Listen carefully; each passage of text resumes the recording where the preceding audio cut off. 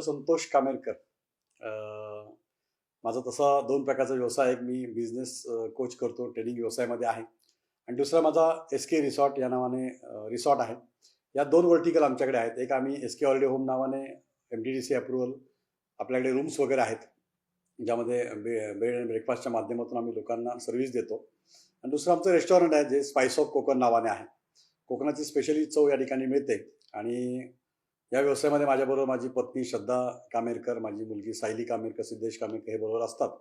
जवळजवळ आमच्याकडे 16 लोकांचा स्टाफ या ठिकाणी आहे आणि साधारणतः 20 वर्षापूर्वी मी जागा घेतली होती आणि 11 वर्षापूर्वी साधारणतः 2 एप्रिल 2010 रोजी आम्ही रेस्टॉरंट लॉजिंग हे सुरू केलं आणि मला सांगायला आनंद होतो की ह्या 2 एप्रिल 2021ला आम्हाला 11 वर्ष पूर्ण होत आहेत आणि हॉटेल व्यवसायाच्या माध्यमातून ही हॉस्पिटॅलिटी इंडस्ट्री जी आहे त्याच्यामध्ये लोकांना सर्व्हिस देऊन लोकांना चांगल्या प्रकारे त्यांना सेवा कशी देता येईल हा आमचा प्रयत्न असतो. जेव्हा जागा घेतली तेव्हा पूर्णपणे हे पडीक जमीन होती, त्यामुळे त्या जमिनीमधून पुढे आपल्याला आणखीन काहीतरी चांगलं करता म्हणून सुरुवातीला फार्म हाऊस आम्ही केला आणि झाडं लावली.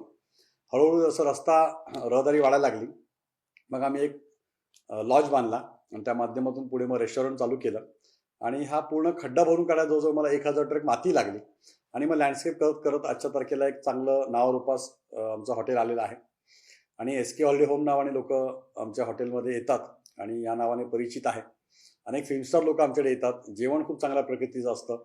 खास साफसफाईवरती देखरेख आमची असते आणि त्यामुळे आमचा अनेक इथल्या येणारा कर्मचारी हा तेवढाच हसमुख आहे. तो लोकांचं वेलकम चांगल्या प्रकारे करतो आणि खूप चांगल्या प्रकारे इथला माझा स्टाफ हा मी इथे खूप कमी असतो, ते संपूर्णपणे इथला स्टाफच हे सगळं बघत असतो आणि त्याच्यामुळे खूप चांगल्या प्रकारे ह्याचं पुढे प्रगती होते आहे.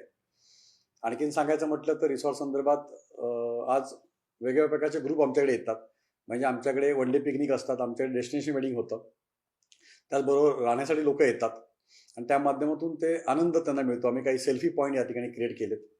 जेवण ही आमची स्पेशालिटी आहे, त्यामुळे आमचा कुक पूर्वीपासून आहे आणि खूप अनुभवी कुक असल्यामुळे त्याचं जेवण खूप टेस्टी बनतं आणि त्याच्यामुळे लोक आवर्जून खास आमच्याकडे पुन्हा पुन्हा येतात. गुगल रेटिंग आमचं खूप चांगलं आहे. जस्ट डायलला आमचं रेटिंग खूप चांगलं आहे आणि मुंबईपासून जवळ असल्यामुळे एक तासाभराच्या अंतरावरती आहे, त्यामुळे लोक येतात आणि खूप अनेक चॅलेंजेस फेस करून आम्ही हे उभं केलं आहे आणि खरोखर आज अभिमान वाटतोय मला आणि माझ्या अनेक मित्रमंडळींना, आमच्या स्टाफना देखील, की हे एक चांगलं काम आम्ही करत आहोत आणि आज तरुण भारतच्या माध्यमातून ही मुलाखत घेतली जाते, त्यामुळे खूप छान वाटते. कोविडची जेव्हा सुरुवात झाली, नंतर मार्चमध्ये पहिला जनता कर्फ्यू लागला, त्यानंतर साधारणतः सगळा अंदाज आला की भरपूर ठिकाणी बंद व्हायला लागले आणि मग आमच्याकडे पण त्यानुसार बंदची ऑर्डर निघाली, लोकांनी बंद करायला लागले आणि मग सुरुवातीला वाटत होतं की चला 15 दिवस महिनाभरामध्ये होऊन जाईल, पण ते पुढे पाहता पाहता ते खूप वाढत गेलं. मग एप्रिल, मे, जून, जुलै कंटिन्यू आणि मग त्याच वेळेस अनेक स्टाफ होता, आता काय करायचं पुढे, आपला हा प्रश्न मोठा पडला होता आणि काही गावातले स्टाफ असल्यामुळे ते लोक घरीच होते आणि काही स्टाफ जो मला UP बिहारवरनं होते, काही साऊथवरनं आले होते, काही कोकणातून होते, सगळे इथे राहण्यासाठी होते आणि त्याच वेळेस परिस्थिती गंभीर झाल्यानंतर इथल्या सरपंचांनी आणि दिनेश पाटील म्हणून आहेत, त्यांनी फोन केला, सर काही मदत आम्हाला या ठिकाणी पाहिजे आहे, लोकांना अन्नदान वगैरे पाहिजे आहे.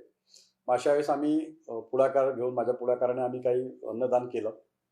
त्याचबरोबर आमच्या रिसॉर्टवरती आम्ही इथून जाणाऱ्या लोकांची देखील सेवा करावी, काही लोकांना चहा देता येईल, काही जेवण देता येईल, काही अन्नछत्र म्हणून पण आम्ही या ठिकाणी सुरुवात केली, कारण खूप लोक उपाशी पुढे जात होते. त्यामुळे इथे स्टाफ होता, कुक होता आणि त्यामुळे ती सेवा आम्हाला द्यायचा एक संधी मिळाली. पण त्याच दरम्यान अनेक स्टाफ आता पुढे काय करायचं हा प्रश्न आला. लॉकडाऊन वाढत गेले, पगार लोकांचे देणे होते, पण त्याच वेळेस आमच्या स्टाफने देखील खूप चांगलं सहकार्य केलं. माझ्या कुकने एक आयडिया काढली की सर आपण चुलीवरती बाहेर जेवण करूया, कारण गॅस वगैरे काही मिळत नव्हतं. मग ते जेवण सगळ्या स्टाफचं, इथे राहत असणाऱ्या स्टाफचं जेवण ते बाहेर करायचे. सॅलरी देखील आता पुढे काय करायचं, तर स्वतःहून स्टाफने सांगितले की सर आम्हाला सॅलरी तुम्ही कमी दिला तरी चालेल, पण आम्ही इथे राहतो आणि मग त्यांची जेवणाची संपूर्णपणे आम्ही व्यवस्था केली. त्यांना संपूर्ण ते अन्नधान्य कडधान्य भरून दिलं आणि मग खूप चांगल्या प्रकारे जायला लागलं. नंतर आयुक्तांची परमिशन घेऊन मी या ठिकाणी एकदा आलो होतो, कोकण आयुक्तांची, आणि परमिशन घेऊन इथे अजून काय आपल्याला करण्यासारखं आहे का लोकांच्यासाठी, त्याने प्रयत्न केला आणि कोविड दरम्यान कुठल्याही स्टाफला आम्ही कामावणं कमी केलं नाही, सगळा स्टाफ तसाच आमच्याकडे होता. नंतर लॉकडाऊन उठल्यानंतर लोक पुन्हा स्टाफ गावातील स्टाफ होते परत कामाला आले. त्याच दरम्यान आमच्याकडे एक नवीन, माझ्याकडे ह्या संपूर्ण ह्याच्यामध्ये अनेक ठिकाणी नोकऱ्या गेल्या होत्या, अनेक ठिकाणी जॉब उपलब्ध नव्हते आणि आता रिसेंट आमच्याकडे एक विनोद म्हणून मॅनेजर आमच्याकडे जॉईन झाले, खूप चांगल्या प्रकारे हँडल करतायत या ठिकाणी. आणि त्याचबरोबर एक खूप चांगला स्टाफ माझ्याकडे एक आहे, तो म्हणजे शिवम नावाचा खूप हुशार मुलगा आहे.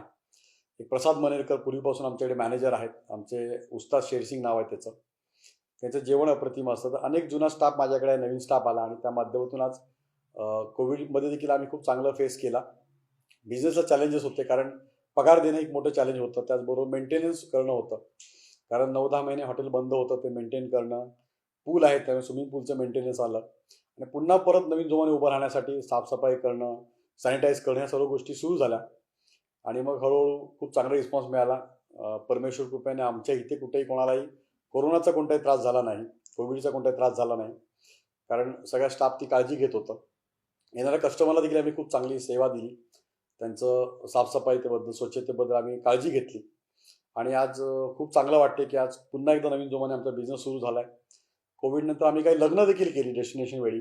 सर्वप्रथम एक लग्न आमच्याकडे आलं की उद्या लग्न होतं आणि आदल्या दिवशी आलं की आम्हाला 25 लोकांचं लग्न करायचं आहे आणि आम्ही त्या एका रात्रीमध्ये सगळी तयारी केली आणि 25 लोकांचं लग्न नेक्स्ट डेला आम्ही केलं. मंडप प्रॉपर सगळं डेकोरेशन करून.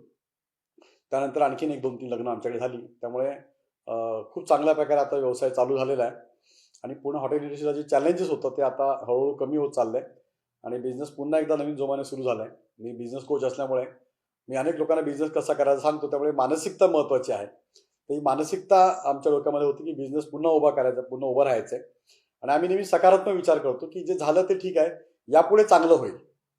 आजचा दिवस हा माझा दिवस आहे, असा विचार करून अनेक उद्योजकांनी पुढे जावं आणि आम्ही देखील पुढे जातोय आणि त्यामुळे खूप चांगल्या जोमाने उभं राहिलोय आम्ही आणि पुढे जात आहोत.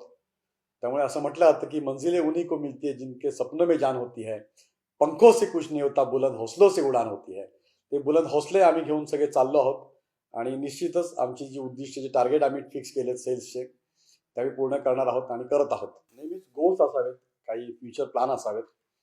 त्यामुळे जर ते फ्युचर प्लॅन्स आणि गोल्स असलं, तुम्हाला आयुष्यामध्ये पुढे जाता येतं. स्वप्न पाहणं गरजेचं असतं. त्यामुळे आम्ही देखील अशी स्वप्न घेतलेली आहेत की आम्हाला डेस्टिनेशन वेडिंग क्षेत्रामध्ये पुढे जायचं आहे. त्याचबरोबर आणखीन काही रूम्स वगैरे वाढवायचे आम्हाला.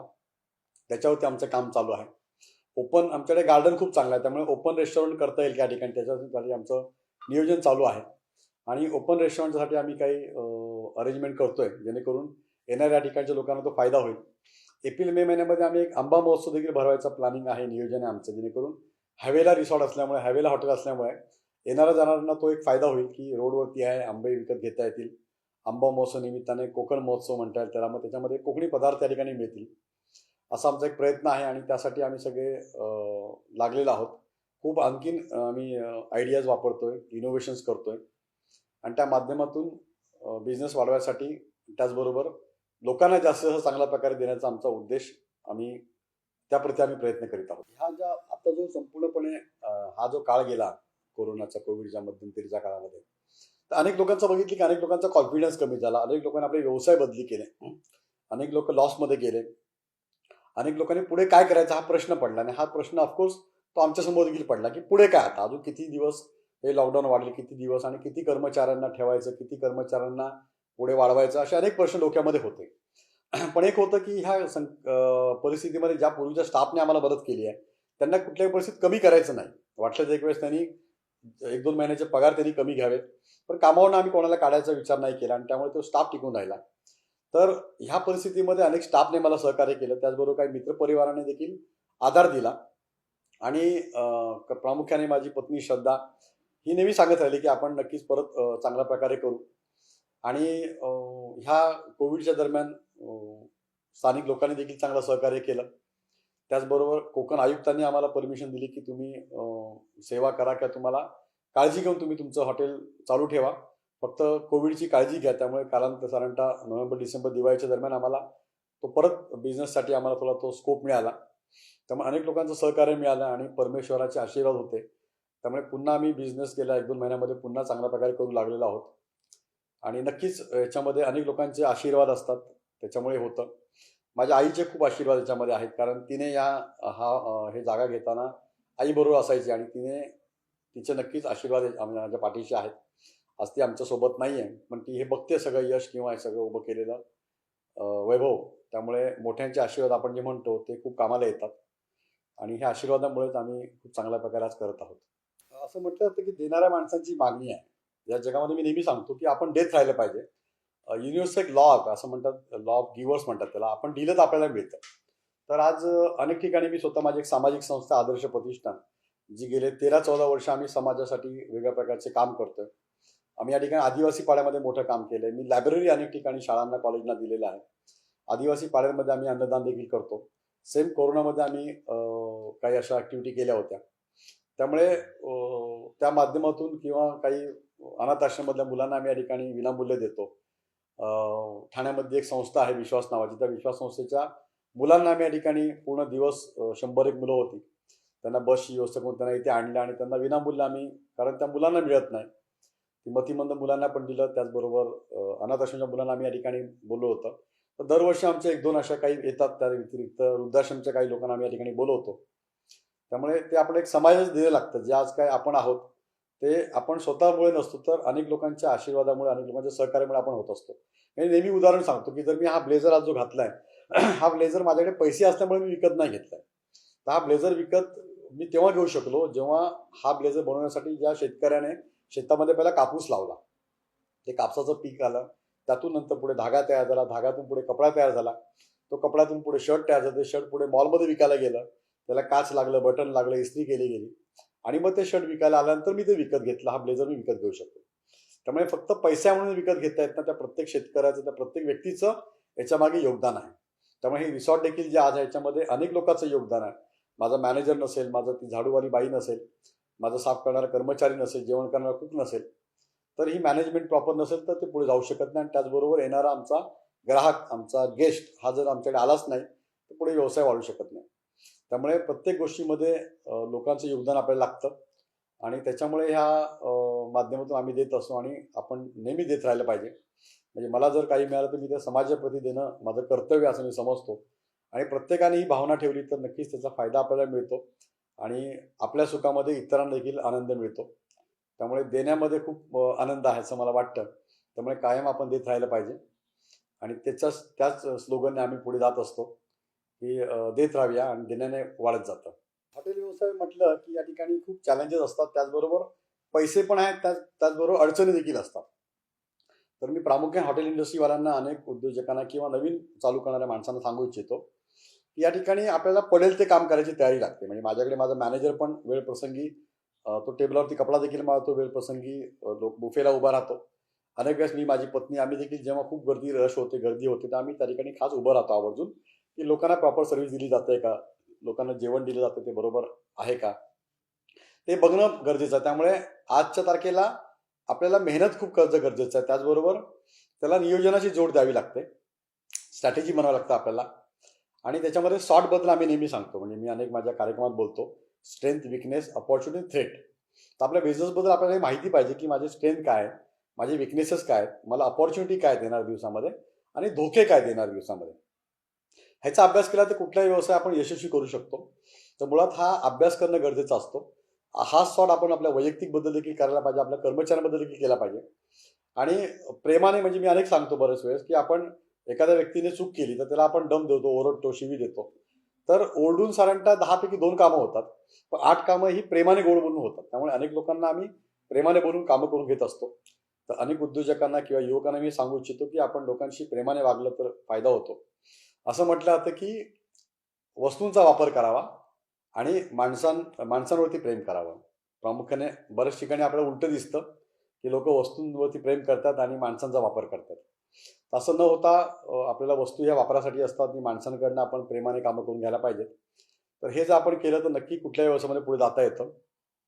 व्यवसाय करत असताना काही गोष्टी आवर्जून आपल्याला लागतात. ते म्हणजे नेटवर्किंग करावं लागतं आपल्याला सेल्सवरती फोकस करावा लागतो, मार्केटिंग करावी लागते, लोकांशी स्नेहसंबंध जोपासावे लागतात. हे जेव्हा आपण करतो तेव्हा त्या बिझनेसमध्ये फायदा मिळतो. माझ्या यशाचं पंचलाईन हेच आहे किंवा यशाचं रहस्य हेच आहे की माझं नेटवर्किंग खूप चांगलं आहे. मी अनेक संस्थांबरोबर आहे. सॅटर्डे क्लब ग्लोबल ट्रस्ट नावाची संस्था आहे, जागतिक Marathi chambers and commerce of industries, Marathi व्यापारी मित्रमंडळ आहे, त्याचबरोबर आदर्श प्रतिष्ठान आहे, उद्योग अनुभव आहे. अशा अनेक संस्थांबरोबर मी नेटवर्किंग करत असल्यामुळे त्या संस्थांचे पदाधिकारी, संस्थांची माणसं माझ्याकडे येत असतात. वैश्य समाज आहे, मी वैश्य सहकारी बँकेवरती संचालक आहे. बँकेचे अनेक लोक आमच्याकडे येत असतात. त्यामुळे तुमचं जेवढा जास्त मोठा परिवार असेल तेवढा तुमचा परिवार किंवा तुमची माणसं तुमच्याशी कनेक्ट होतात, तुमच्याकडे येतात आणि याचा फायदा तुम्हाला मिळतो. त्यामुळे तुम्हाला बोलत राहणं, लोकांशी ओळखी करून घेणं गरजेचं आहे. आज तरुण भारतच्या माध्यमातून ही जी मुलाखत घेतली जाते त्यामागे देखील हे लॉजिक आहे की माझा परिचय असं त्यांच्याशी झाला एका कार्यक्रमानिमित्ताने आणि मग त्यांनी अशा प्रकारची एक संकल्पना सांगितली की असं असं आपल्याला तुमची एक मुलाखत घ्यायची. त्यामुळे हा फायदा होत असतो नेटवर्किंगचा, हा फायदा होत असतो ओळखीचा. त्यामुळे लोकांना सांगू इच्छितो की तुम्ही बोलके व्हा, बोलत राहा. बोलत राहिल्यामुळे तुम्हाला त्याचा खूप फायदा होतो आणि तुम्हाला तुमचं उद्दिष्ट पुढे गाठता येतं. कामाचा स्पीड तुम्ही वाढवणं गरजेचं असतं आणि यासाठी तुम्हाला शिकावं लागतं, प्रशिक्षण घ्यावं लागतं. मी अनेक कार्यक्रम घेतले, म्हणजे साधारणतः आतापर्यंत 40-1 लाख रुपये मी प्रशिक्षणावरती खर्च केला. म्हणजे इथपासून खाली नव्हे, इथपासून वरती. साधारणतः आपण आपली बुद्धी तल्लख करण्यासाठी, नॉलेज घेण्यासाठी मी प्रशिक्षण घेतो. मी अनेक सेल्सचे कार्यक्रम अटेंड केलेत, मार्केटिंगचे अटेंड केलेत, बिझनेस स्ट्रॅटेजी, बिझनेस गोल्स बनवले आहेत. अनेक इंटरनॅशनल स्पीकर असे त्यांचे मी कार्यक्रम अटेंड केलेत, पुस्तकं वाचलेत. मी स्वतः 15 पुस्तकं लिहिलेत. त्यातलं माझं प्रचंड गाजलेलं पुस्तक मला श्रीमंत व्हायचं आहे. तुम्हाला नक्कीच हे कुठे मिळालं तर वाचा किंवा ऑनलाईन तुम्हाला बघून वाचता येईल तुम्हाला ते पुस्तक. तर हे वाचल्यामुळे माझं खूप नॉलेज मला मिळालं. त्यामुळे मला माहिती पडतं एक सिस्टीम असायला म्हणतात पॉसिबिलिटी थिंकर, काय होऊ शकतं. कोरोनाच्या काळामध्ये पुढे काय होऊ शकतं मला एक अंदाज होता. त्यामुळे मला पुढे कसं जायचं त्यानुसार मी काही सावध पावलं उचलत राहिलो. त्यामुळे कॅल्क्युलेटेड रिस्क ज्याला म्हणतो आपण की कॅल्क्युलेशन करून रिस्क घ्या, ती मी घेत गेलो. त्याचा फायदा मला मिळाला. त्यामुळे प्रशिक्षणाला खूप महत्त्व आहे. आपण शिकत राहायला पाहिजे. मी नेहमी सांगतो की ड्रायव्हर जरी तुम्ही असाल तरी एक्सपर्ट ड्रायव्हर कसा होऊ शकाल तुम्ही हा प्रयत्न करा. झाडूवाला असेल तर एक चांगला झाडू तुम्ही कसा मारू शकता हा विचार करा. त्यामुळे कुठलाही व्यवसाय, कुठलंही काम करताना पूर्ण प्रेमाने करा, आनंदाने करा. त्या कामात स्वतःला झोकून द्या, तर नक्कीच तुम्ही यशस्वी होऊ शकता, पुढे जाऊ शकता. आज या मुलाखतीच्या माध्यमातून अनेक लोकांना मी सांगू इच्छितो की नेहमी सकारात्मक राहा, नेहमी पॉझिटिव्ह राहा. चांगलं होणार आहे भविष्यामध्ये हा थॉट ठेवा. लॉ ऑफ अट्रॅक्शनच्या माध्यमातून भविष्यामध्ये आकर्षणाचा सिद्धांत काम करतो. मी ज्या गोष्टी पाहिल्या त्या मी केल्या. मी नेहमी सांगतो मी लहानपणी गाड्या धुवत होतो आणि आज गाड्या धुता होता एक रिसॉर्टचा मालक झालोय. त्या गाड्या धुताना मी थॉट डोक्यात सोडायचो आणि मी म्हणतो की ज्या ज्या गाड्या धुतल्या त्या गाड्या घेतल्या. तर माझे स्वप्न होतं अनेक गाड्या मी 2-2 वर्षांनी बदली केल्यात. तर लॉ ऑफ अट्रॅक्शनचं सिद्धांत काम करतो. अशा प्रकारची एखादी इंटरव्ह्यू माझी घेतली जावी हे देखील माझ्या मनामध्ये लॉ अट्रॅक्शन होतं. त्यामुळे आज अनेक टीव्हीवरती देखील माझे कार्यक्रम होत असतात. त्यामुळे तुम्ही जसा विचार करता असं घडतं, असं होतं. त्यामुळे नक्कीच आपण चांगला विचार करून पुढे जाऊया. आपल्या देशासाठी, आपल्या स्वतःसाठी, आपल्या परिवारासाठी आपण पुढे जाऊया आणि एक चांगला आदर्श निर्माण करून देऊया. एवढंच या निमित्ताने मला सांगू इच्छितो की मला सांगावं असं वाटतं आणि आपण ही मुलाखत घेतल्याबद्दल धन्यवाद. थँक्यू.